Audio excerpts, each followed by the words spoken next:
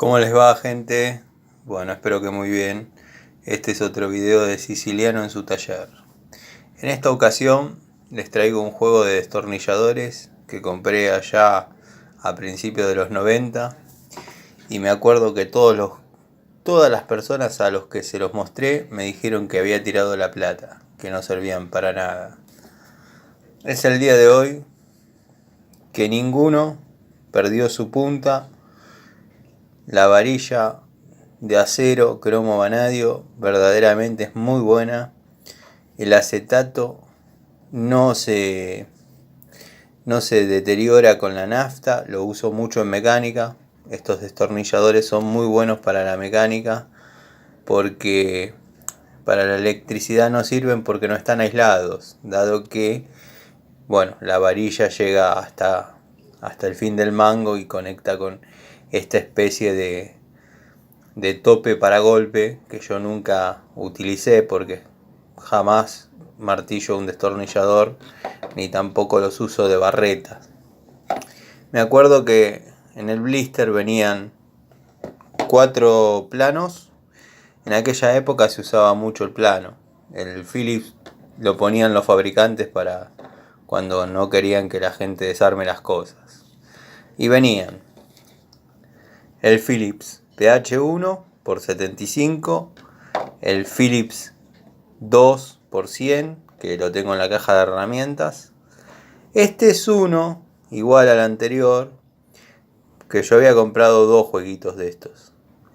Y me acuerdo que yo ponía a punto los ciclomotores y me rozaba en la bobina, no me acuerdo muy bien en qué parte ni en qué ciclomotor, y me quemaba el condensador. Entonces había fabricado esta manguerita, que si bien es un pedacito de manguera de combustible, de moto, ya cuando rozaba quedaba aislado y no ocasionaba ningún problema. Bueno, venían esos dos Phillips y venían los planos. Venía el plano de 6 por 100 o de 1/4 por 4 pulgadas.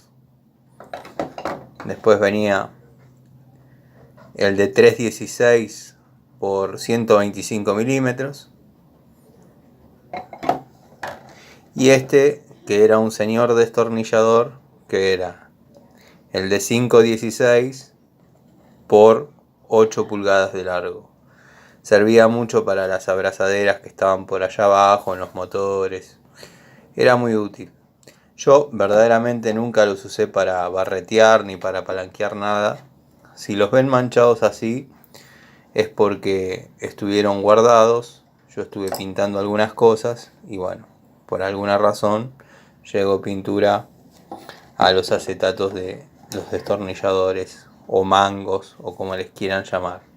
Pero verdaderamente las personas que me criticaron mi compra en aquel momento, que me acuerdo que me habían salido 15 pesos, 15 dólares, se tuvieron que meter sus palabras en un lugar donde ya nadie las pueda escuchar porque verdaderamente los destornilladores salieron muy buenos.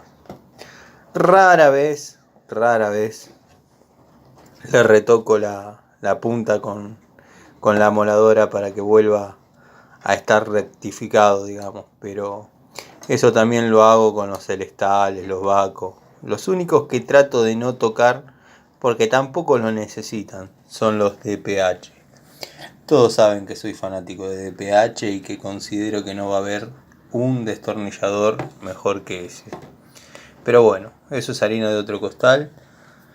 Así que nada, les quería mostrar este jueguito de destornilladores allá por los 90, 93. Muchos se acordarán, muchos los tendrán.